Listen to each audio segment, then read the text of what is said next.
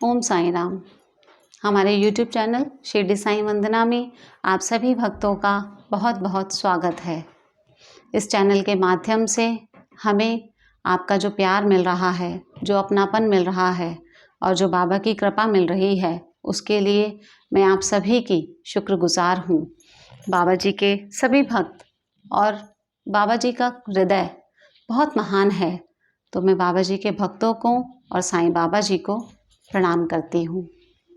जैसा कि मैंने पहले भी आपको बताया था कि बाबा जी के मंदिर जाना मैंने 2001 में शुरू किया था और तब से लेके आज तक बाबा जी से मुझे बहुत कुछ मिला।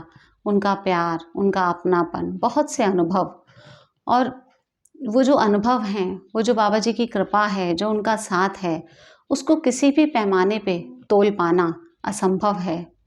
तो बाबा जी के उन्हीं अनुभवों में से, उन्हीं उनके प्यार की कहानियों में से आज मैं आपके साथ कुछ शेयर करना चाहती हूँ और आशा करती हूँ कि ये अनुभव, ये सच्ची बात आप सभी के जीवन में एक पॉजिटिव एनर्जी लाएगी और बाबा के प्रति आपके विश्वास को और भी पक्का कर देगी।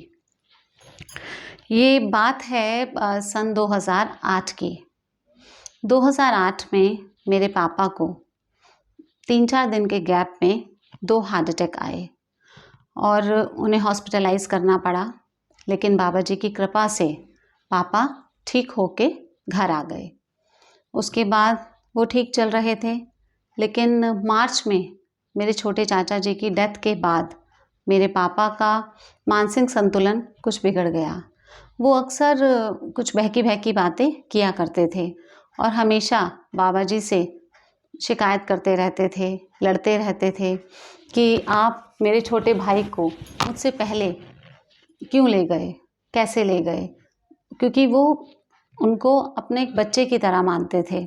इसीलिए शायद वो हमेशा बाबा जी से इस बात की शिकायत करते रहते थे और घंटों वो बाबा जी से बातें करते रहते थे।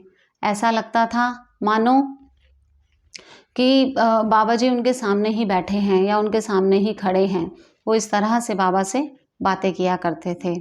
हालांकि मेरे पापा का भी बाबा के प्रति बहुत विश्वास था, शुरू से बहुत श्रद्धा थी।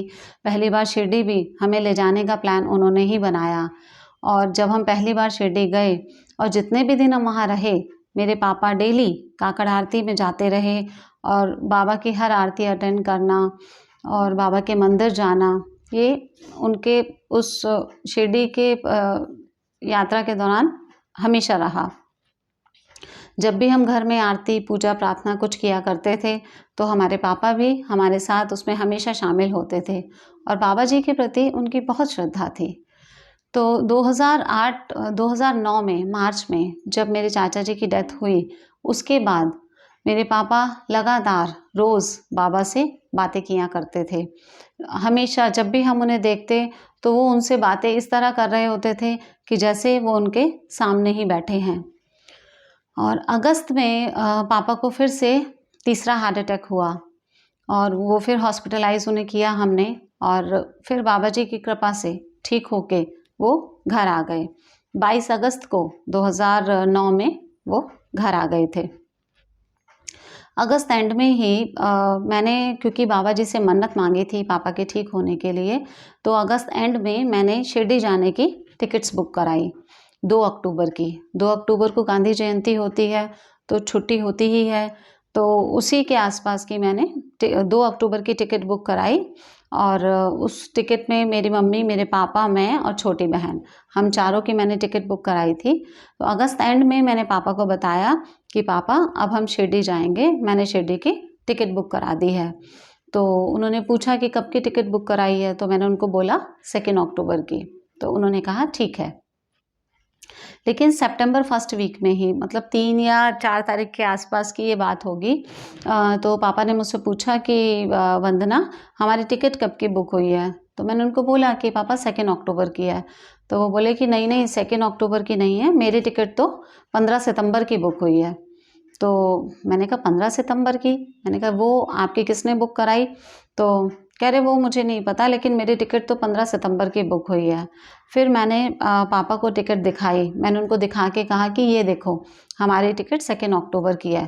टिकट देखने के बाद भी वो बोले कि इस टिकट से तुम लोग शिरडी जाना, मैं तो 15 तारीख को शिरडी चला जाऊँगा, मेरी टिकट बुक हो गई है। अब हम लोग ये बात सुनकर थोड़ा हँस रहे थे, मैं और मेरी सिस्टर। हमने कहा कि शायद पापा जैसे आजकल बहकी-बहकी बातें करते हैं, तो शायद वही कारण है कि इनको लग रहा है कि इनकी टिकट 15 तारीख की बुक हुई है। तो वो बाबा से भी बात करते रहते थे कि मैं 15 तारीख को आ जाऊँगा आपके पास, मैं 15 तारीख को आ जाऊँगा आपके पास। और मेरी सिस्टर और मुझे भी बोलते थे कि तुम लोग जाना 2 तारीख को, मैं तो 15 तारीख को शिरडी चला जाऊँगा।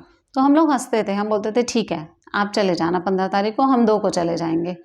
तो जब 13 तारीख आई, 13 सितंबर की शाम को पापा अपने साथ एक पेंटर को लेके घर पे आए, और उन्होंने वो पेंटर जिसने कि कुछ दिन पहले हमारे घर पे पेंट किया था सारा, उसको लेकर आए और उसको कहने लगे कि देखो भैया, ये जगह-जगह से पेंट खराब हो गया है, आपने कैसा पेंट किया है? अगर मेरे घर में कल को कोई लोग आएँगे, किसी का आना-जाना होगा, तो लोग क्या बोलेंगे कि इनका घर कितना गंदा लग रहा है। तो पापा ने उस पेंटर को बोला कि आप ये सब ठीक करके जाओ। तो शाम हो चुकी थी, तो उस पेंटर ने बोला कि अंकल जी, अभी तो मैं सामान नहीं लाया हूँ, लेकिन मैं कल परसों में सामान लाके और ये सब ठीक कर जाऊँगा। तो पापा उससे ज़िद करने लगे कि नहीं, कल परसों नहीं, तुम अभी इसको ठीक करके जाओ। तो वो पेंटर बार-बार उनको रिक्वेस्ट कर रहा था कि अंकल, अभी मेरे पास सामान भी नहीं है और शाम हो गई है, मैं जब तक सामान लाऊँगा रात हो जाएगी, तो मैं रात में कैसे काम करूँगा? मैं कल या परसों आके कर देता हूँ। लेकिन पापा मान नहीं रहे थे। फिर मैंने पापा को थोड़ा गुस्सा किया, मैंने कहा पापा, क्या आप उनके पीछे पड़ गए हो? रहने दो, कोई बात नहीं, वो कल या परसों करके चले जाएँगे। अब वैसे भी शाम हो गई है, वो ठीक बोल रहे हैं, आप उनसे ज़िद मत करो। तो पापा फिर बैठ गए, कह रहे ठीक है। तो उनको बोला कि कल पक्का आके कर देना। तो उन्होंने कहा कि हाँ ठीक है, हम कल कर देंगे। उसके बाद मैं और मेरी सिस्टर मार्केट चले गए। जब हम मार्केट से वापस आए, तो पापा बिल्कुल ठीक थे, पापा एकदम नॉर्मल थे, और उन्होंने हमें बोला कि पानी आया था, मैंने पानी भर दिया है सारा। तो हमने कहा ठीक है।